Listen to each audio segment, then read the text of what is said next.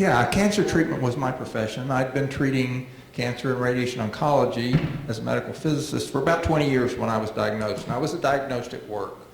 I was checking patient charts and went down the hall and talked with my doctor, and he said, basically, you're in a lot of trouble. I had stage 4 cancer from day one.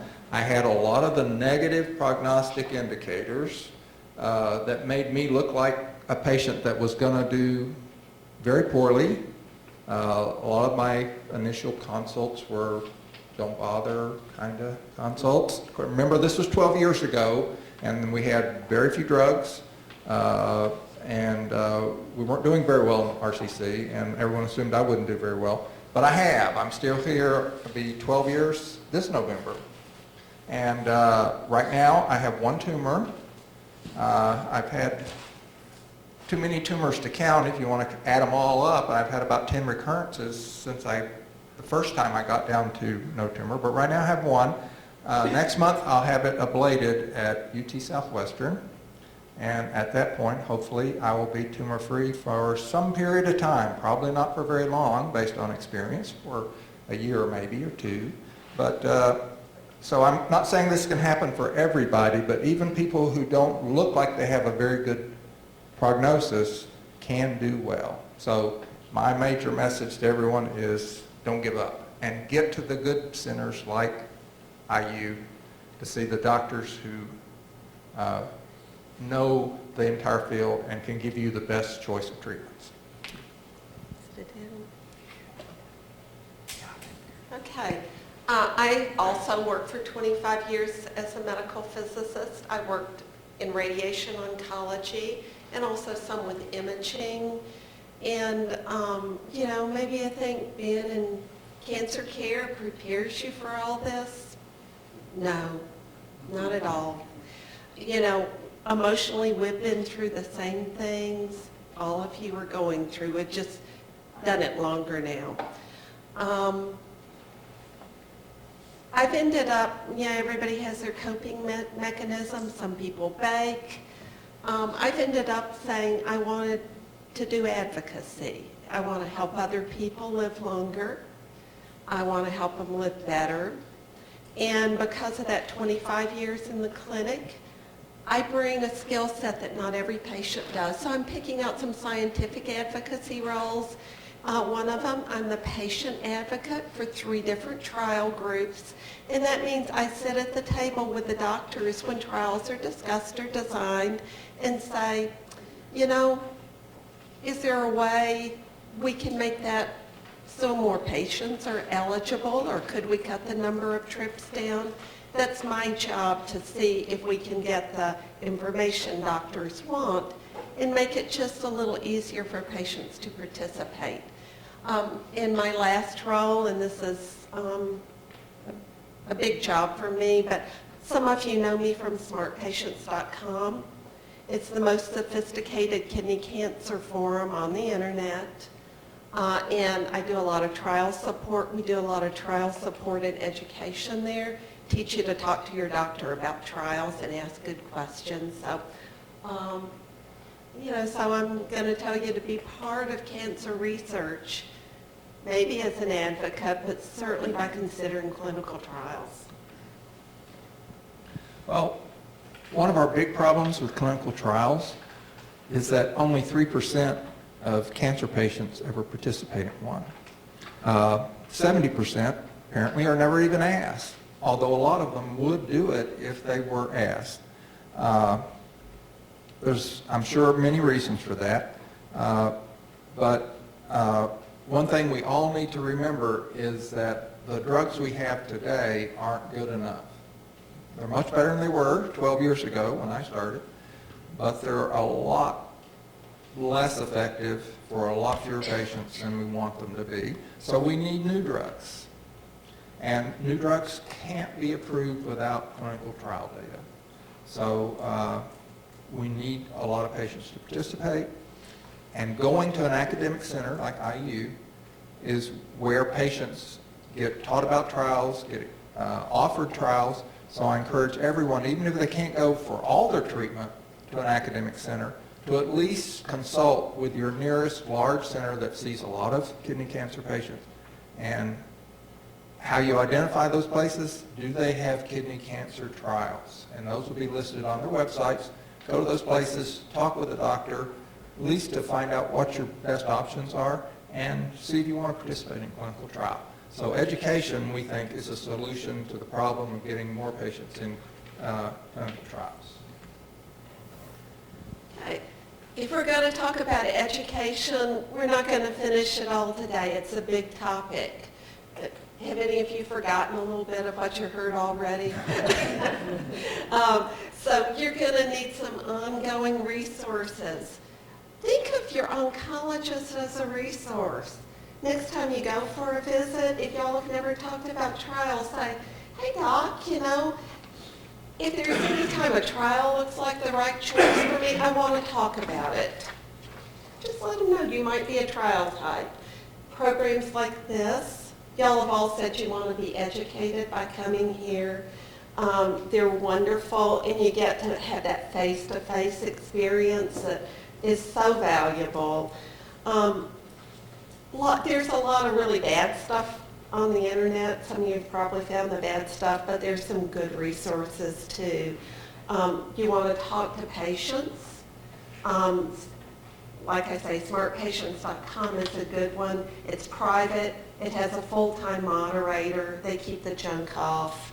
Clinicaltrials.gov. We have, Mark found his trial. They just got on the internet together and found it. So the doctors now, I don't get on Twitter much because I'm too old, but the doctors are on Twitter talking to each other about research and trials all the time. So you can sign up to follow Monty Powell and Hans Hummers and see what they are interested in, what they think is exciting. And the International Kidney Cancer Coalition and Judy Nicholson Foundation is one of their affiliates. They have a lot of great information. So a little bit of knowledge can make a big difference to you and your care and how well you communicate with your doctor. Okay. There are a lot of exciting things happening right now, and a lot of clinical trials needed to make these things come into general use, find out which ones work, which ones don't. I'm not going to go through all these, but you can see there's a lot of areas for clinical trials right now. So we need a lot of clinical trial participants, and so we're going to talk about, for the rest of the talk, it's mainly going to be about at certain stages where you might think about a clinical trial, and I'll tell you maybe a little bit about why I did clinical trials at that point. I've done 4 now, and of different types. Phase 1, a non-treatment, and 2 phase 1s, a non-treatment, and 1 phase 3 clinical trial. Okay, so, before you ever go to surgery, maybe after your first CT where they find an incidental renal cancer you knew nothing about, you may start getting trial consent forms put in front of you for non-treatment trials.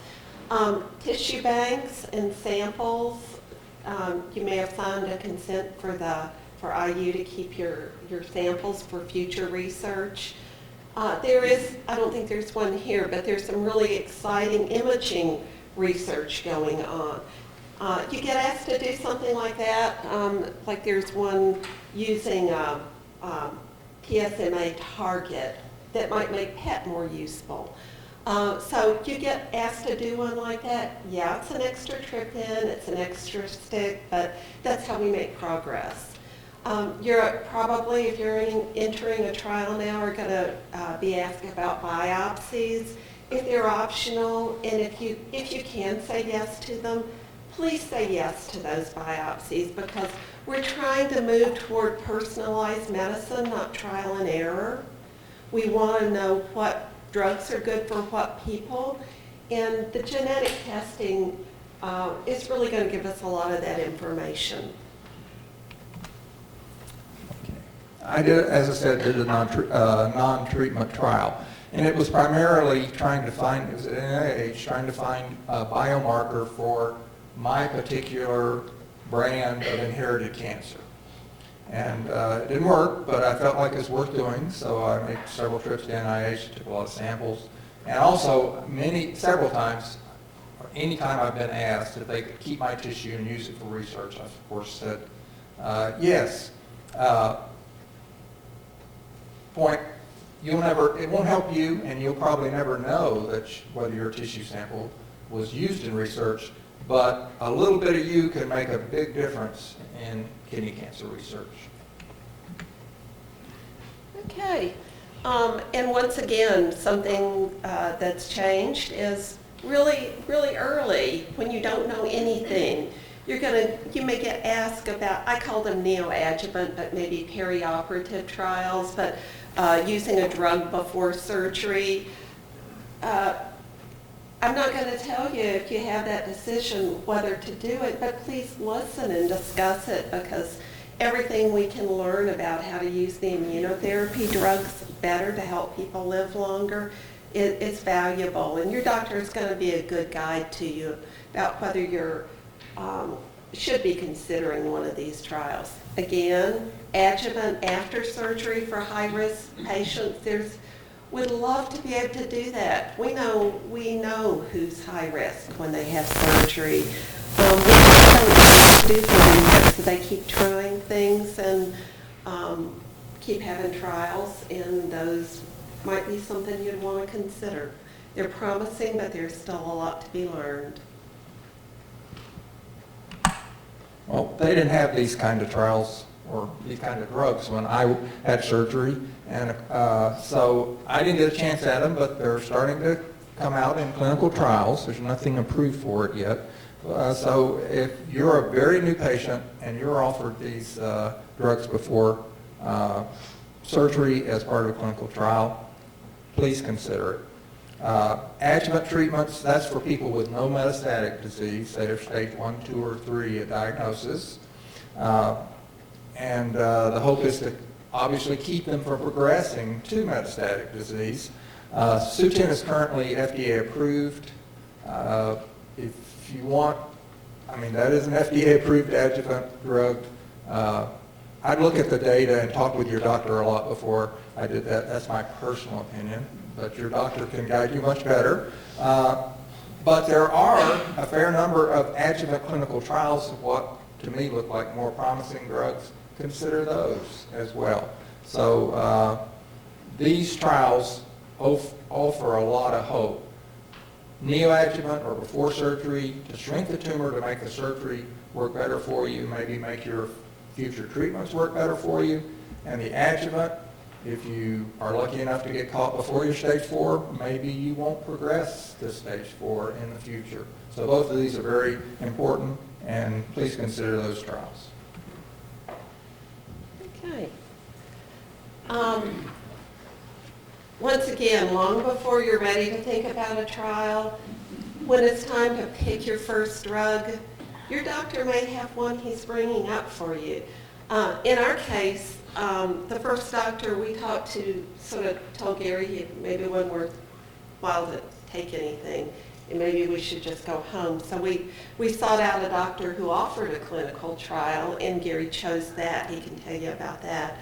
But now it's very common for patients to be offered a trial as their first line of treatment if they're at an academic setting. It's often a standard care drug versus a new treatment. And sometimes the goal is just to try to refine an existing treatment. After a drug's FDA approved, we're still learning. We know it's effective, but learning how to use it best. Like, which patient should start with IPI plus Nevo, and which one should start with just Nevo alone? So there's a trial going on looking at that. Sometimes the new choices are combos that sound really promising. I love the combo trials. I think that's where we're going. And they're kind of safe. If you're a little nervous about a trial the first time, they're kind of safe choices because one of the drugs is a known, effective, FDA-approved drug combined with something that might make it even better. So I like those trials. There's no general rule about what would be good for a particular patient, if you're clear cell or non-clear cell, early stage, what do they call it? Good, intermediate, high risk. Yeah. So you can have those discussions with your doctor, and they're going to be very knowledgeable about it. Yeah, started my first clinical trial, phase 3, standard of care plus, Sutent plus another drug, on my first day of drug treatment. And the reason I went into that was because Sutent, we knew worked pretty well, but I was hoping maybe we could add something and get it to work even better. It's a little bit tougher probably if you're talking about a FDA-approved drug that has a track record and an entirely new drug. In that case, you need to talk with your doctor and get his opinion, honest opinion, about whether this is a good choice for you. And in some cases, if you have only a little bit of disease, you've probably got a better window to try something new than if you have a lot of disease and you need to get on a treatment that's already known to be pretty effective. So there's a lot of factors that go into whether a clinical trial is right for you. Your doctor will give you good advice, and so I encourage you to consider that. I think, Dr. Peavy can correct me if I'm wrong, that you're not going to find clinical trials offered to patients with metastatic disease where you have any chance of getting randomized to placebo. They're never not going to give you a treatment drug. So don't worry about that. It's either going to be the FDA-approved drug or the new drug, and just ask your doctor about that. And if you think you could try it, I love new drugs. So, and so I would encourage you to at least consider it. Yeah. I'll make an aside. One thing about living 12 years with active disease means Gary's needed a lot of drugs. So, we all kind of hope the first drug will cure us, but if it doesn't, a trial's a way to add some options. So, at treatment changes, that's a time you may get, maybe when you go to your second line or your third line, where you might also get offered a trial. And by then you're a little bit of a seasoned patient. And that's a great time to look around and see if maybe you can get something new that might not be FDA approved for a few years. So looking for novel combos and novel agents is what we do now when Gary needs a treatment change. Like that first one, is an example of a known effective drug, Keytruda, in combination with an immunomodulator, I think. Is that the right thing to call it? Okay, but a second drug that we hope will make it work better. Similarly, we have a TKI with immunotherapy combo. So that's one your insurance probably wouldn't approve. If you have bone disease, for instance, that one might be real attractive. So take the time and look around when a treatment change comes. Okay. Susan mentioned every time I have a drug change, and I counted up, I think I'm up to 7 of these drug changes now. We go in with 3 or 4 clinical trials that we found that look interesting to us and say, what do you think of this one? What do you think of that one? Because generally the doctor's going to come in, it's time for a drug change, and he may say, well, here's the next drug that I would recommend. And we say, okay, but what about these clinical trials? And sometimes they'll say, I've got a clinical trial you might want to consider since it's time to change your drug treatment. So we do that every time. And we don't choose a clinical trial every time, but we at least consider it. And one thing to remember is you're not trying to make the right choice, because nobody, including your doctor, knows what the right choice is. What you're trying to do is make a reasonable choice. Look at all the possibilities and say, is this a good time for me to be doing this trial? Do I have a low disease burden? Can I take 6 months? Because you can drop out of a trial just because you start. I dropped out of a trial 10 minutes after I signed the paperwork to start a trial. That was on my doctor's advice. He came in, he'd seen the scan while I was signing up for a clinical trial, and he said, well, your scan looks so good, I want to keep you on the drug we thought wasn't working for you. So anyway, so remember, you're not locked into anything if you try a clinical trial. But talk with your doctor. Is this a good time to be doing this?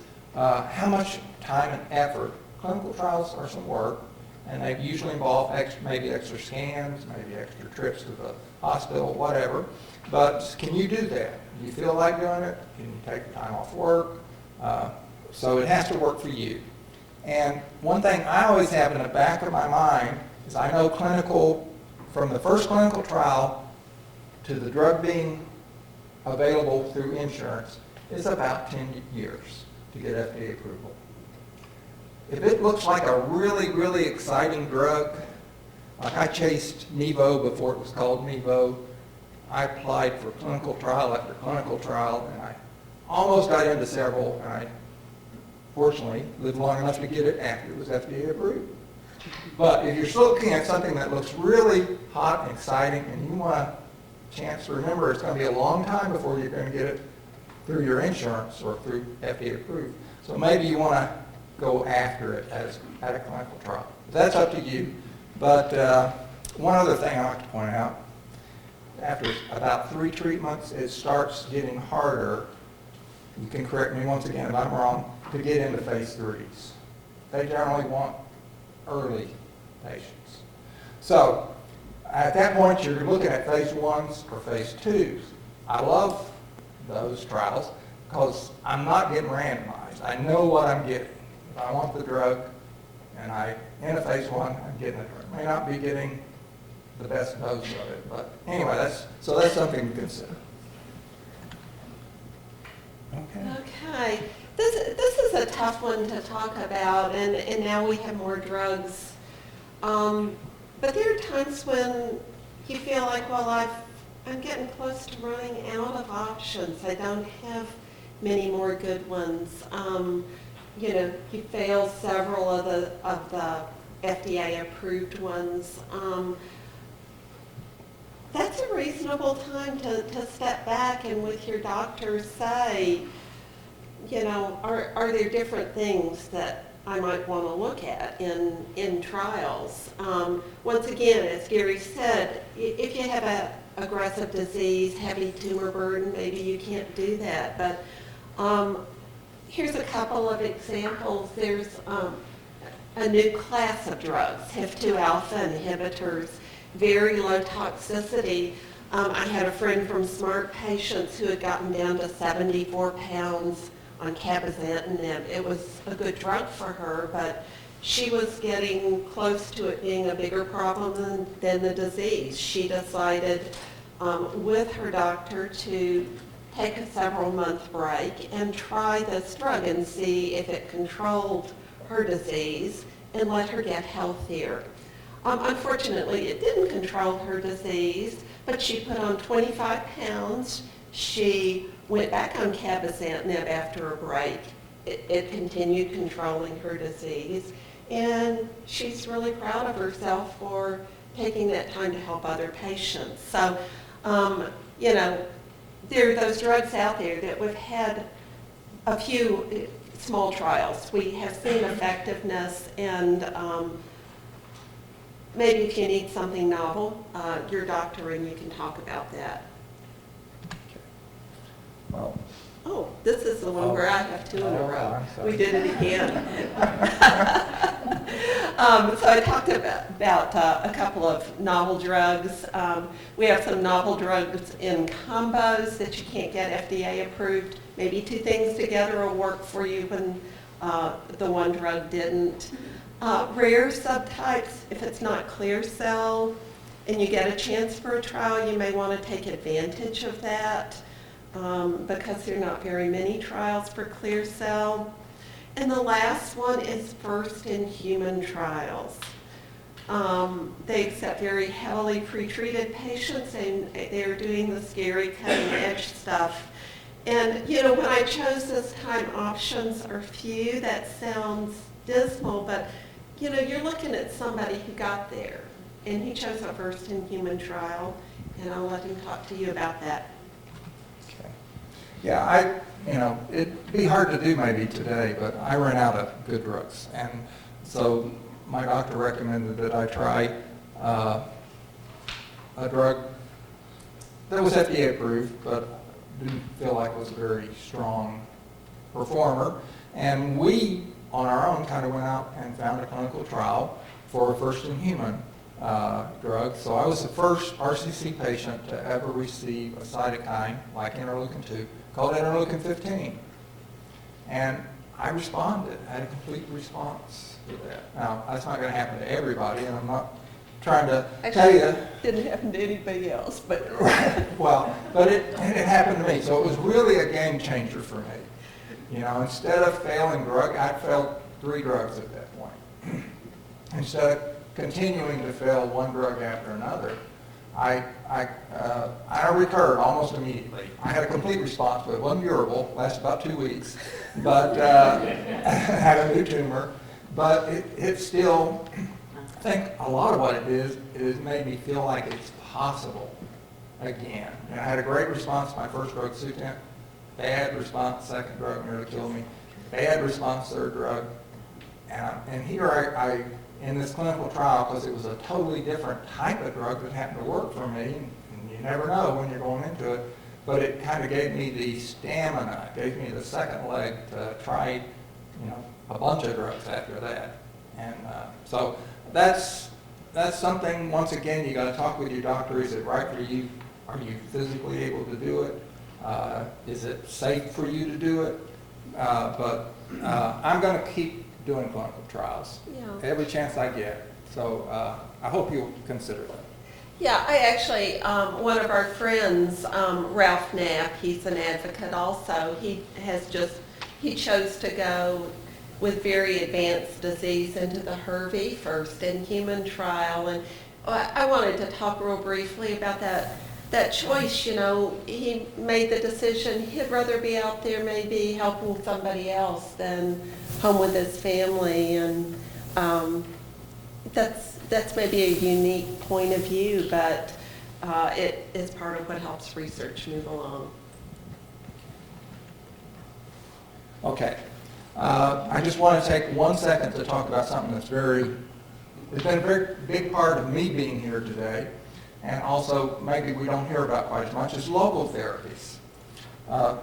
3 local therapies, basically: radiation therapy, ablation, which I mentioned I'm having my second ablation on my remaining kidney next month. So obviously, I've had 6 different sites treated with radiation. This will be my second ablation, and of course I've had a surgery. These therapies are not curative for those of us with stage 4 kidney cancer. Every time I get one of these, the doctor, the first thing he says to me, now you understand, even if I only have one tumor, and generally local therapies are usually restricted to patients who have just a few sites of disease. 3, but that's not a hard number, but they're not going to, if you have disease all over in a bunch of different places, usually not going to give you local therapy, with the exception of radiation, maybe to help if you have bone pain or you're getting pain from disease. But if you have a few sites of disease, these are good options, and I've used them over and over again. And sometimes I get long periods where I don't have to have drug treatments because I either don't have much disease or I don't have any disease. Out of the last 80 plus months, I've been on drug therapy for 27 months. So that's given me a lot of time to be healthy, to do things, to feel good, to support Susan in her career and travel around the country, which I might not have been able to do if I'd been on drug therapy all the time. Can you repeat what you just said? I'm sorry? Can you repeat what you just said? Last 8 months, what? Out of the last 80 plus months. Okay. 80 plus. Okay. So that's, out of the last 7 years. Right. I've been on drug treatment only a little over 2 years. Okay, so most of the time, 3/4 of the time, I've been off all drugs. Now, sometimes we're watching tumors grow, but there's nothing wrong with that. You know, they got to get big enough to get you in a clinical trial, and sometimes the doctor says, well, yeah, it's growing, but it's not hurting anything right now, so stay off your drugs for a little while, and let's just see, maybe it won't grow very fast, and you might be a year or two before you need to do something. So these are strategies you can use. And there are now trials that combine local therapies and either FDA approved or novel drugs. And one example is the Radvax trial, which Ralph, who Susan just talked about, he and Brenda funded that trial. Totally patient-funded trial.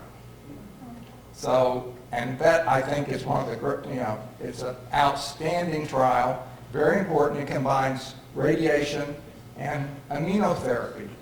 And what the radiation does, Dr. Logan mentioned it, kills cells, primes the immune system, gives them something that pieces, all the little dead cells are used by the immune system to find out what they need to attack, and then they go out and do it. And I've been fortunate enough to meet 2 Radvax patients who had complete responses. One who was on, literally, his description, on at death's door, supposed to live 6 months. He's now totally cancer-free after this trial. So I'm not saying that, of course, that it could happen to everybody. Some people haven't responded. But it's a very exciting thing. And so here's something else you can consider also. So we all want a cure. And I'm like that, as all of us want to be cured. I've been chasing a cure. I've had 6 or 7 immunotherapies. And even though I got a response one time, I haven't gotten a cure. But golly, 12 years is a pretty good consolation prize. So even if you don't get a cure, if you get extra time, you're winning the game. So I would encourage you to use clinical trials and local therapies as part of your overall strategy, working with your doctor to give you either a cure, hopefully, or if not, a lot of good years dealing with kidney cancer. Thank you.